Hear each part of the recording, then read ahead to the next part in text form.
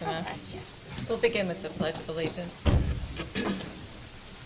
I pledge allegiance to the flag of the United States of America and to the republic for which it stands, one nation, under God, indivisible, with liberty and justice for all.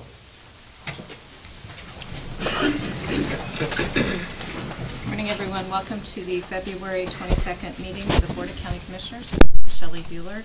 I serve as chair of the commission, alongside Commissioner Bob Archer and Commissioner Kevin Cook. Good morning. Good morning. Good morning. Madam Chair. Yeah. Thank you. Madam Clerk, first item, please. First item is item 1, proclamations, presentations. Update on Vallejo Behavioral Health Care, Inc., Bill Persinger, Jr., CEO.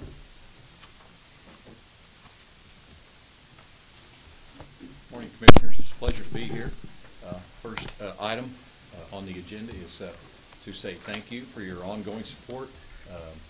County funding is the bedrock, the cornerstone of what we do, and we're here to say thank you, and I think you'll see us here 4 or 5 times each year to give reports and answer questions as you wish. And I do have a short CEO report there, and I have some extras if anybody might need a copy. Also, I want to say that we have 2 of our governing board members with us here this morning, Frank Henderson and Richard Klein, Dick Klein. So faces I think you all know. So I'm not sure when I get to quit saying that I'm the new CEO at Vallejo Behavioral Health Center. Maybe tomorrow, but today will work. It's been about 3.5 months, and I think just a very productive time for myself and others as I've been a part of the community, and it's a pleasure to be living here in the Topeka community and be a part of everything going on here. It's exciting times for mental health. Some things are a little scary, and but you know, we're here to persevere and carry on. Now, in terms of how I might do this report this morning and be respectful of your time, I can jump through each of these items very quickly. If you like, if you have questions, my time is yours, and we'll be glad to answer any and all questions. Financially, we ended the year a little bit ahead last year, and there's should be a quarterly report with your office, and then an annual audit will be coming out sometime this spring. We'll be sure to get a copy in right away, let you know how that's going. So far this year, we are showing a loss.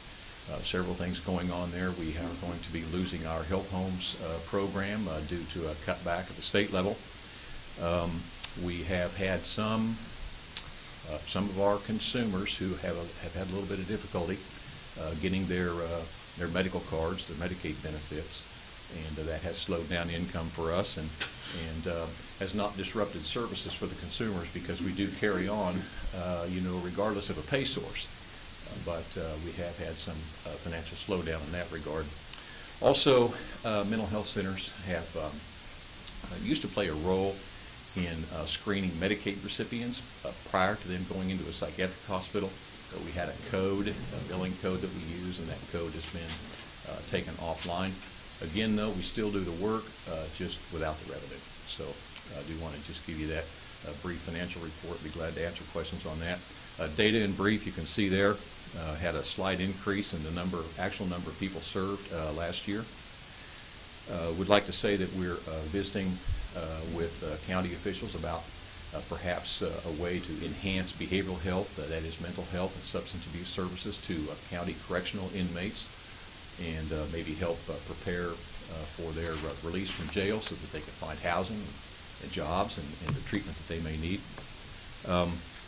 Also have hired a second outreach co-responder to work with the police on the street for those who are homeless and in crisis. We have added another full-time supported employment specialist to help people find jobs. Breakthrough House, our partner here for many years, the board decided last month that we should give them an extra $5,000 on top of their normal allotment out of the funds that you all disperse through us. And again, we're very grateful for that, but they're doing some things at the very basic street level to help people find jobs and housing, and we felt like they deserved some extra support from the mental health center.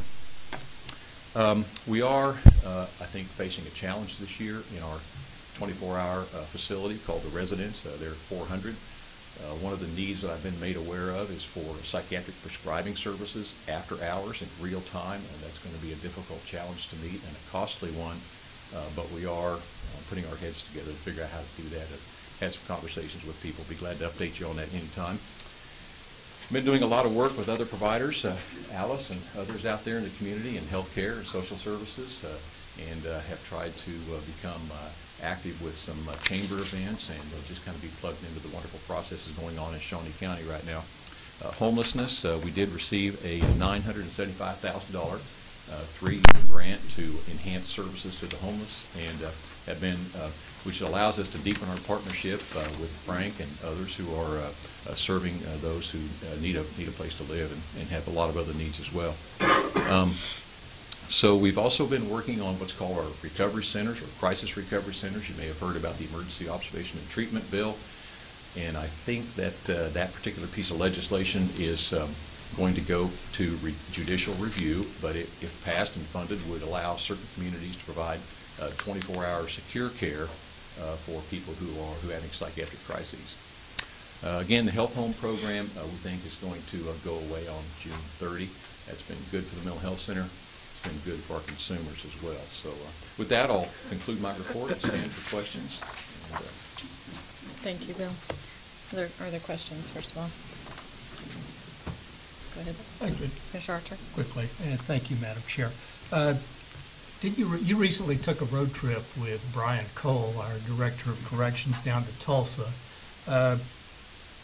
What did you learn when you went to the jail down there? Well, our objective there was to learn about specialized services in a county correctional facility.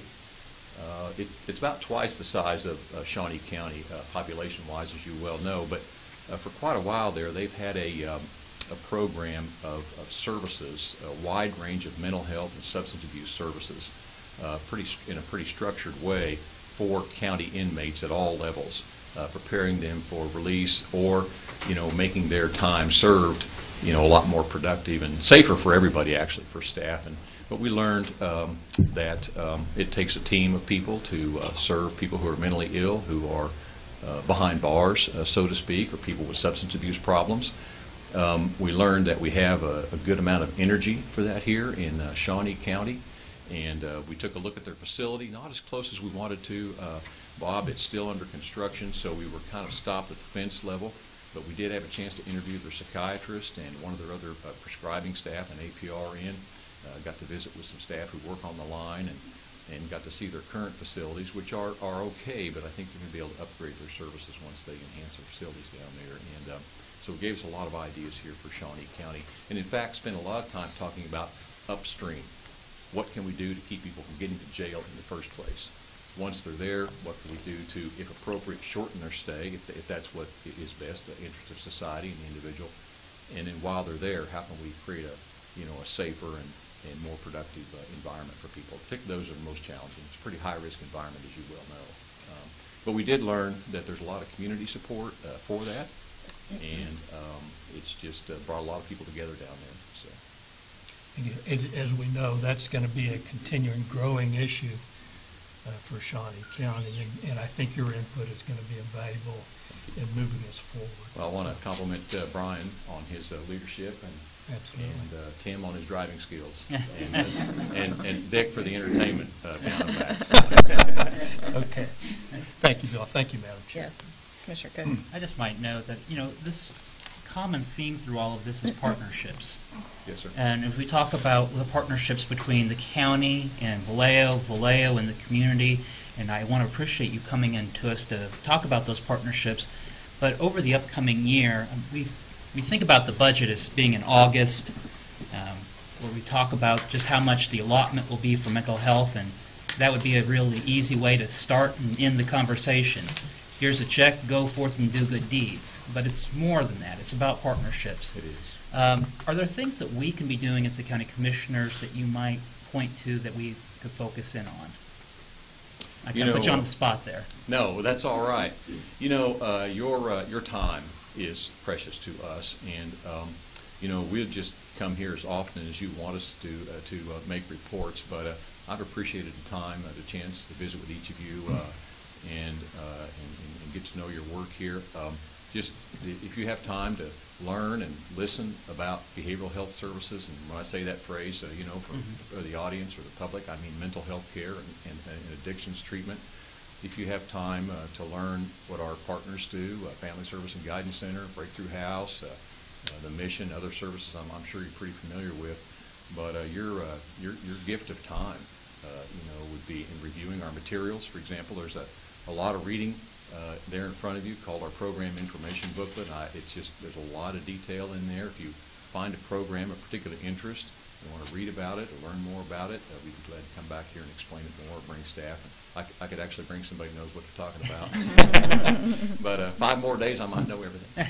But I think, you know, Kevin, your gift of time, you know, finding out the priorities for the commission, housing and employment, safety of our law enforcement officers and other first responders on the street, and how the mental health center can contribute to that when people are in crisis or homeless, and just helping us get the word out that people can recover from mental illness. And we like to say that everybody can recover, and obviously not everyone does, but the recovery rates are surprising. In fact, one of the most active programs we have going on, something we're very proud of, is our peer support program, where we hire people who have recovered so that they can help other people. Kind of a layman's approach to providing additional care for people. Thank you. Yeah. Bill, I just might say I agree with Commissioner Cook, just taking the initiative to get on the agenda, bring this to our attention, again, not just during budget time. It's a huge issue. Mental health is a huge issue, and it's showing up in our community health needs assessment as a concern for our community as well. So I applaud you for being here this morning, and it's a good conversation to have continually, not just during the budget. So I also wanted to say, though, I've seen you out in so many other meetings. You've been getting engaged with the community, and I think that's equally as important. So thank you. I think it's the best service I can be to the community, is learn what the needs are, and each of you have you know, helped me understand that a lot better, and I appreciate that. Thank you. Very good. Great. Thank you.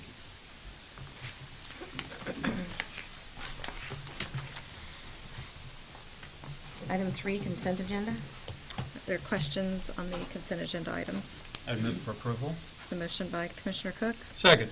second by Commissioner Archer. All in favor say aye. Anyone opposed? Motion carries 3-0. Item 4, new business. A, County Clerk, number 1, consider all voucher payments. Madam Chair, this morning we have a voucher report dated February 19th, 2016, with a total amount of $762,208.85. Significant amounts in the vouchers include Kansas withholding tax of $51,000, district court total of about $70,000, holding accounts for vehicles $104,000, health insurance administration for $147,000. I have reviewed the vouchers, and my questions have been answered, and I'll make a motion to approve the vouchers as presented. Thank you. There's a motion by Commissioner Archer, Second. second by Commissioner Cook. All in favor say aye. Anyone opposed? Motion carries 3-0. Item A2, consider correction orders. I'll move approval. Second. There's a second by Commissioner Archer. All in favor say aye. Anyone opposed? Motion carries 3-0. Item B, planning, number 1, consider acceptance of public dedications on the final plat of the James Bassett subdivision located on the east side, east side of Southwest Docking Road and 1/2 mile north of Southwest 57th Street in Dover Township. Morning, Barry Beagles, Shawnee County Planning Department. Before you is a simple plat of subdivision known as James Bassett subdivision. It provides for the division of the property into a 2-lot residential subdivision. This appeared before the Planning Commission on February 8th and was unanimously recommended for approval, and now it's set before you for acceptance of public dedications. Thank you, Barry. Are there questions? No? I think we may have someone that Very wants good. to That was make a public That was comment. my next question. Anyone wanting to make a public comment on this item, just come up to the podium and then just state your name. Phil Finley. I used to own a home a few years ago near 49th and Docking, near this property. The late wife and I bought our house in '81. I sold it to a young lady about 2.5 years ago. But anyway, on this land, it used to be no houses or anything on it. The late guy that used to rent it, we would visit on there because of my farming and agricultural background. He told me back on the back side, kind of towards the middle, there were some Indian kids buried, and maybe some women on there. I never thought anything more about it until I saw this in the paper yesterday.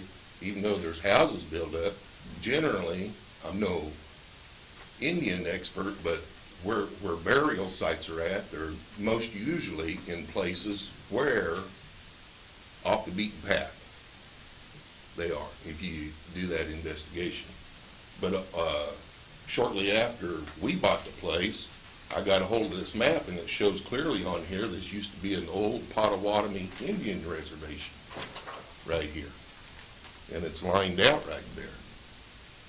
So I think before approval, contact should be made with that tribe for further investigation and see what they say on there. Because this plat is back in towards, I have not seen it, but I know the ground and what's going on, but it's back in towards all this in the middle because it's been all developed with houses on the front on there. So I just ask that there be at least a delay until official word comes back one way or another, or something from the Potawatomi County, Potawatomi Indians Okay. on there. Do you care to see this map, what I have Yes, here? sure.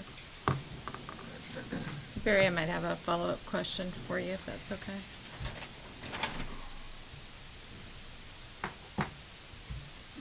Let's see. You're looking at right there, Potawatomi, it's the old Potawatomi Indian Reservation, and the land in question is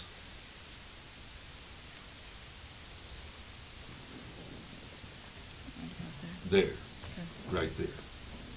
Okay? Okay. See, I'm sure the legals on there and everything else, but I've had this map ever since the late wife and I bought the place in '81. Okay. And our house used to be, I still own some ground where I used to keep a lot of cattle. That was another part-time job of mine. Okay. Well, Right there on Docky, All just right. north of 40. all right. But I'm not trying to stop anybody developing, but I saw that in the paper late yesterday, and I said, whoa, man, they're Sure. gonna Well- try and put houses back in there? Well, and we'll have some conversation thank with you. Barry, but thank you for Thank you. bringing that to our attention, and please don't feel like you have to leave. We'll have some interaction here, so.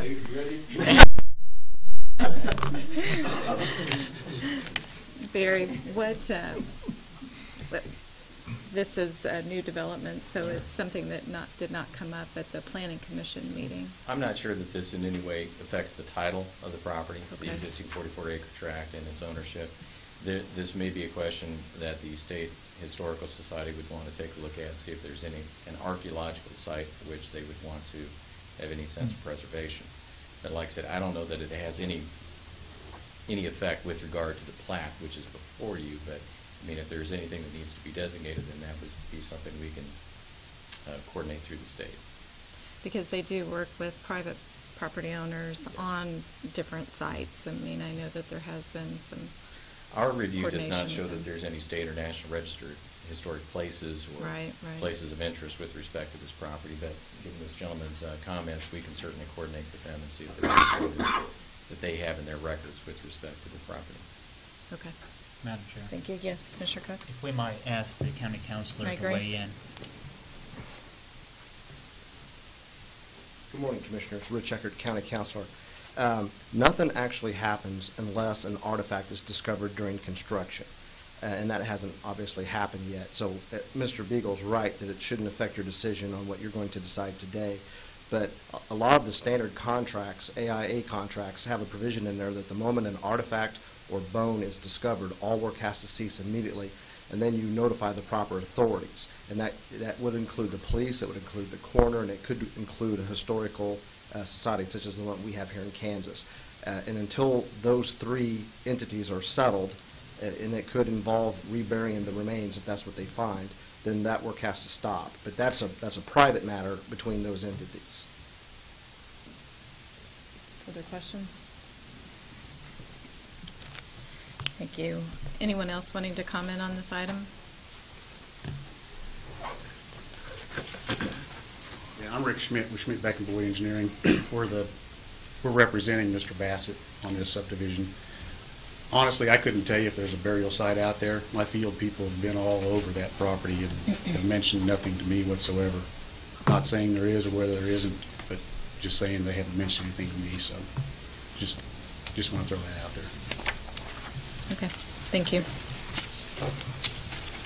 Well, thank you for bringing it to our attention, to everyone's attention, and I'm sure some follow-up will be done, but I don't know if it has any bearing on our action today. So is there a motion? I'll move to approve the plat. There's a motion by Commissioner Cook. I'll second. Second by Commissioner Archer. All in favor say aye. Anyone opposed? Motion carries 3-0. Thank you. Item C, Health Agency. Number 1, consider approval to fill 2 office assistant 2 positions in the Community Health Center at an annual cost of $32,303 per position, including benefits. Good morning, Commissioners. Alice Weingartner, Health Agency. These positions are coming before you because these are part of that, when we talked earlier about positions that could be filled without coming before you, those were nursing positions. These are office assistant 2 positions, so I'm bringing them forward for approval to fill. These positions have become vacant because individuals have taken jobs with other employers in town, and they are critical positions in helping scheduling patient appointments as well as helping with the check-in process at each of the clinic locations. So I would be glad to answer any other questions you might have. Thank you, Alice. Questions on the item? I'll move approval. Is there a second? Second. Second by Commissioner Cook. All in favor say aye. Anyone opposed? Motion carries 3-0. Thank you, Alice. Item D, County Councilor. Number 1, consider approval of request to solicit bids for debt collection services for the Department of Corrections, Health Agency, Parks and Recreation, Public Works, Solid Waste, Treasurer, and Weeds. If I broke this, we can start collecting the debt that I owe the county, thanks to the new RFP. Commissioners, this is an RFP to solicit bids for debt collection. We don't really have a standardized collector across the county, and in part, this is to help solve that. It's also to see if we're getting the best bid, the best deal, and we've listed the agencies that most use a debt collector, but every now and then a department may have something, not in the regular course of business, but they might have something that's owed to them. This will help to alleviate that. I will point out 2 additional things. Number 1, this RFP does require a Kansas licensed staff attorney. That's very important to us. A lot of firms have national collection firms who do not have a legal presence in Kansas, and it's been my experience that those firms simply send letters and do nothing else, and that's not very effective. So we're requiring a staff attorney here in Kansas. And then the other thing I would like to point out is that we actually have elected officials that are working with us on this for the first time. So that's one of the reasons that we are confident that we can go forward with this, that it hasn't always been the case in the past. So I'd like to thank our elected officials for working with us on this RFP. And if you have any questions, I'll be glad to answer them. Thank you, Rich. Are there questions? Move to approve the request. Thank you. Motion by Commissioner Archer. Second. Second by Commissioner Cook. Rich, I do have one question. AMR does use a debt collection service as well. This does not include them. That is separate. Yeah, that and is included separate. in their Yeah, contract. that's separate. And I would like to add one more thing. Not every single debt owed is going to go to the firm, because obviously when we send it over to the firm, we're giving up a portion of that fee, of the debt owed. My office is going to start collecting, and we have with the treasurer on personal property collections, we take all of the debts owed in excess of, I believe, $500. We're going to continue to do that, and we're going to move into the the solid waste and recycling field as well, my office, to try to help save some of that money. So my office will not be collecting the smaller debts, but we will be assisting on the larger debts, and we intend to work on that going forward. I've been working with Betty on that, and as well as Tom Block, so we'll continue to go forward on that as well. Okay, thank you. All those in favor say aye. Anyone opposed? Motion carries 3-0. Thank you. Item 5, Administrative Communications.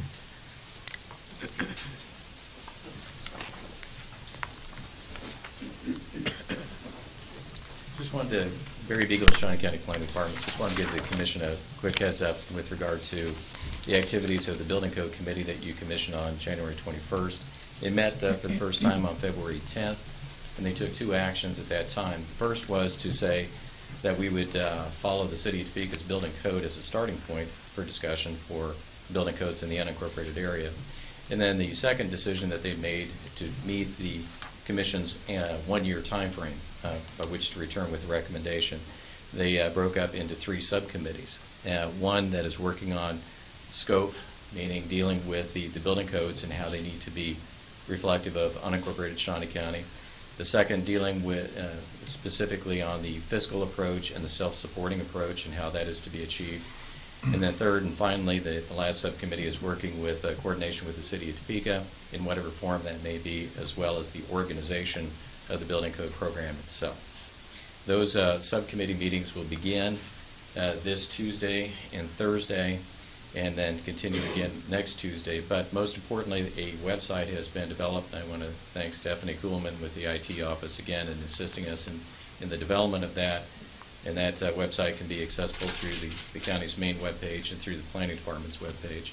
So all upcoming meetings with regard to those subcommittees and the work of the whole committee will be found on that website. So we certainly encourage public interaction, public input, and we certainly want to hear from the building and trade community as this committee continues to go through its work. So just want to bring that to your attention. Thank you, Barry. Thank you.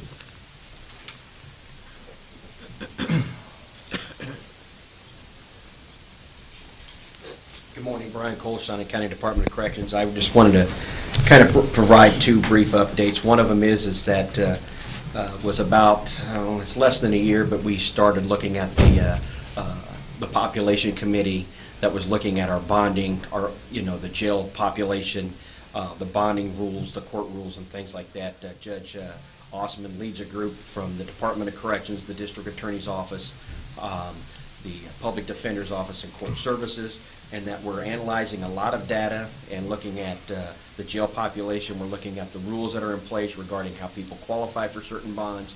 But a lot of it, was spearheaded or started obviously regarding the things that happened in Ferguson and Jennings, Missouri.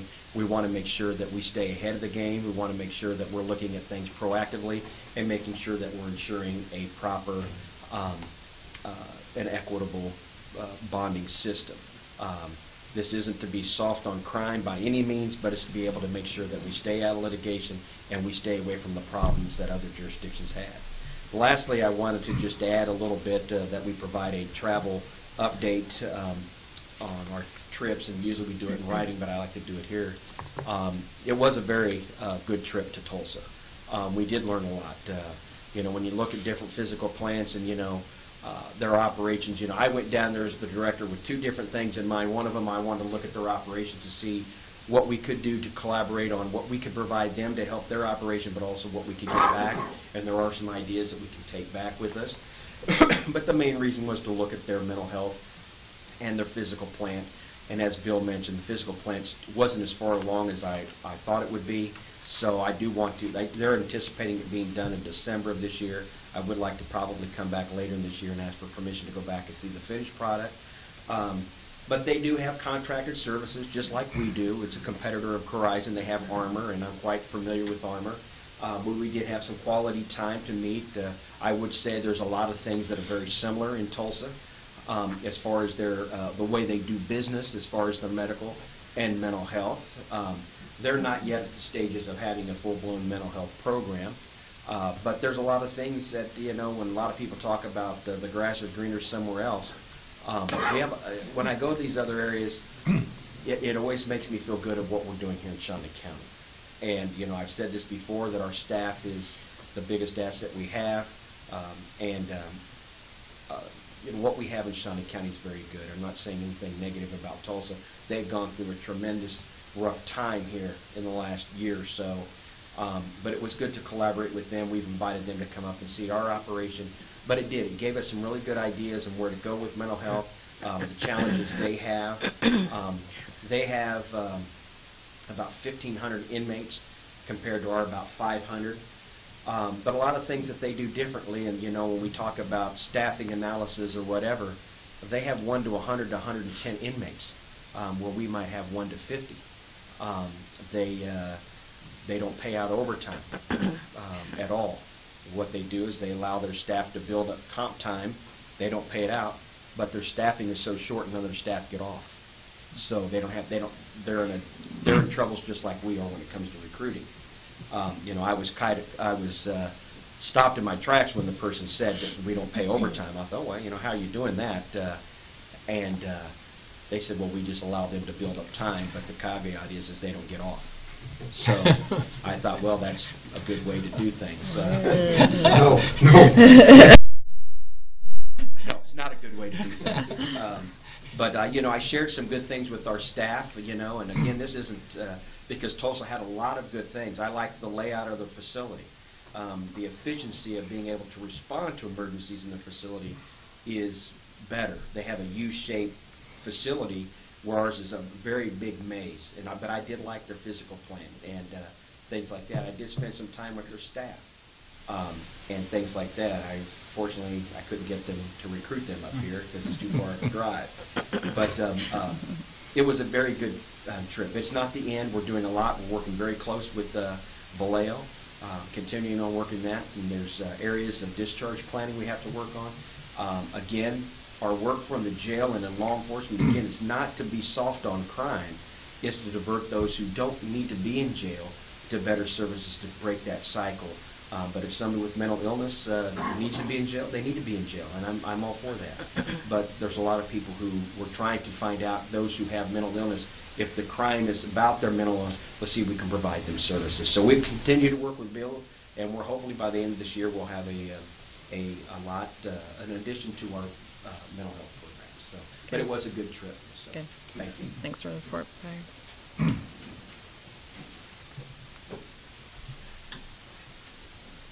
Good morning, Commissioners. Jeff Shabon, General Manager at the Kansas Expo Center. I just want to say that we had a very successful weekend with over 20,000 visitors between the Shrine Circus and the RV show. It's incredible to see how our staff can convert from the different activities. I'll put them up against other buildings that I've been associated with, but I just wanted to give you a very positive report. Okay, thank you. Thank you.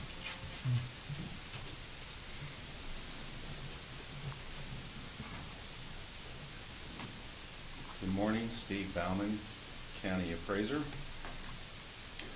I would like to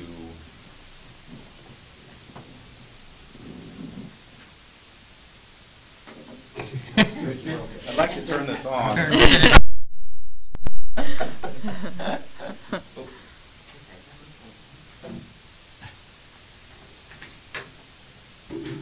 Why would my vote before the meeting? Give you Thank you.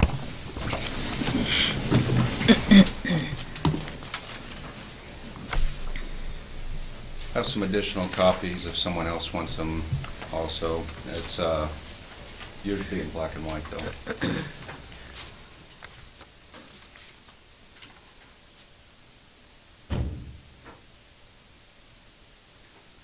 We're getting ready to send out valuation notices, and I want to kind of give you a high-level overview of what we're seeing and the process involved with what we're going to be doing. We've had some positive market indicators over the last year, and this would be new home permits by year. It's not growing in leaps and bounds, but the positive indication here is it's not shrinking.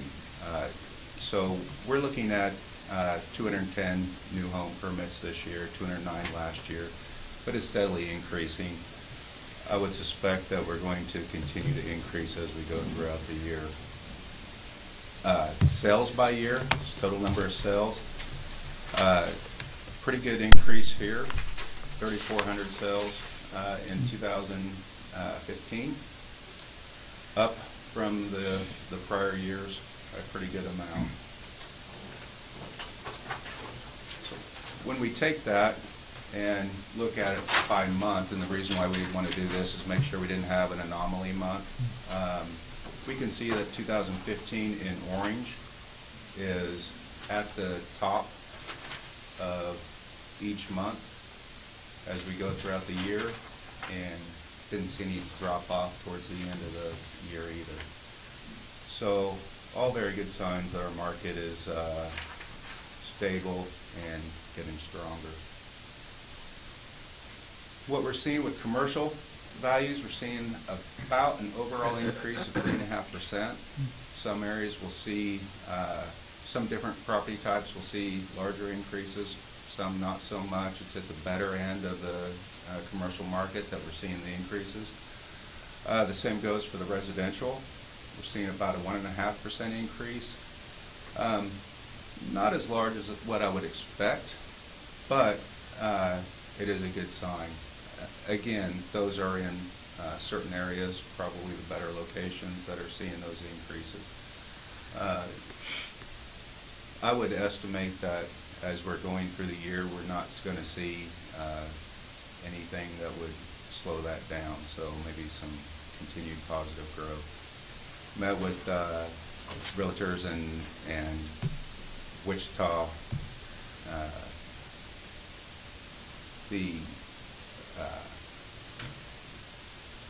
I lost his name. But met with them, and they're seeing the same thing. They were thinking about a 2% increase, and in some of our areas that is a 2.5% increase, while others aren't seeing any. So it was averaging out to about 1.5%. Oops, you've seen that one already.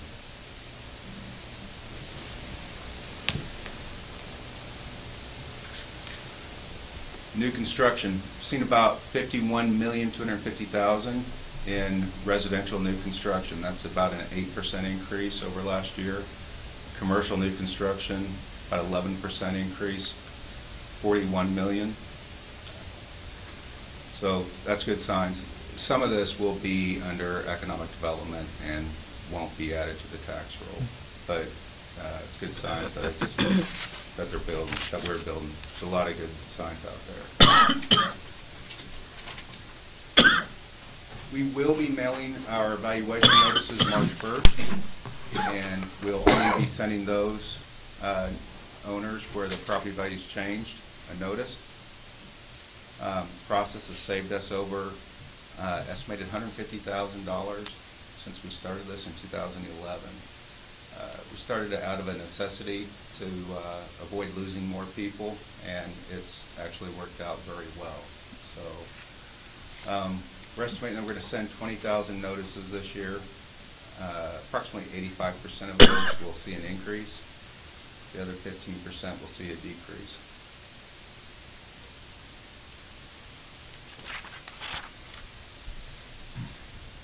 For those people who did not get a notice or will not get a notice, but they would like one, they will be available on our website, www.snco.us/AP. They can call our taxpayer assistance line, and we will send the notice to them either by email, regular mail, or fax.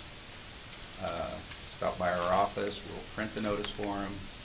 They can send an email to me, snappraiser@snco.us, and we'll get them a notice however they need one. And then if a person is interested in filing an appeal with the valuation of their property, the deadline to do that would be March 31st. They don't have to have a notice in order to appeal.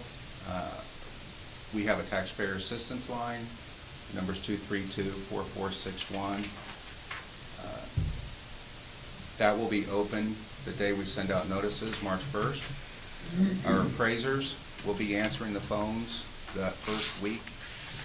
We found that the majority of the phone calls are questions, and we're able to resolve a lot of those questions without requiring the taxpayer or the property owner to file an appeal. So we've kept our appeal numbers down by providing access to our appraisers that very first week.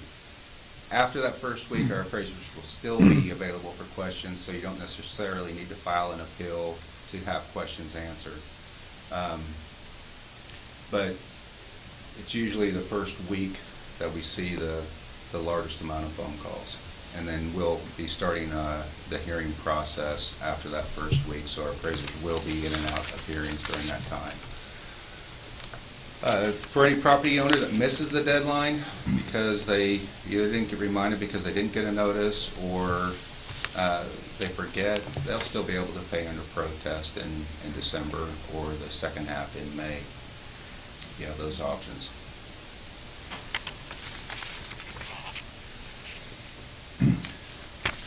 I'm available for any questions if you have